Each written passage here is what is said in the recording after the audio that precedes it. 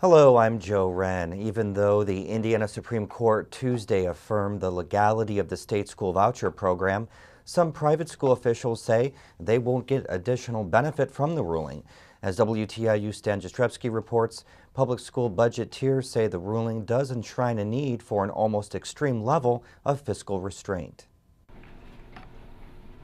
At St. Charles Catholic School in Bloomington, little is visibly different than before the ruling. It's still impossible to pick out the 14 voucher students during a passing period. Principal Alec Mayer says the only change is added peace of mind for him. He says the additional security is nice and believes too much has been made out of what vouchers do to education funding. It's never going to be as big of a panic and as big of a push as people make it seem to be. They make it sound like we're just walking into the school and lifting everybody's wallet. You know, we're not doing that. It's not that big of a deal. Mayer says he doesn't think he'll see a big influx of students because of the ruling, but Monroe County Community School Corporation officials say they are worried what even a gradual outflow could mean for them.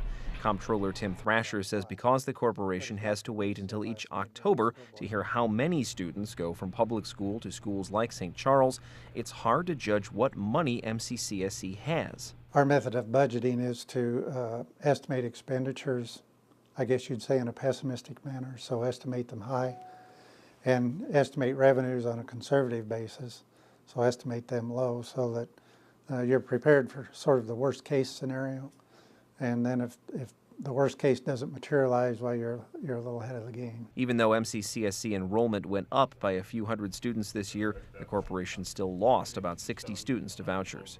For WTIU News, I'm Stan Jastrzebski. And a bill regulating abortion-inducing drugs administered at Indiana abortion clinics will advance to the House floor after passage in committee Wednesday. When the bill passed the Senate, it required women receiving the abortion-inducing drug, known as RU-486, to undergo an ultrasound prior to taking the drug. Changes in the House committee Wednesday would require the ultrasound to be offered, but allow women to turn it down.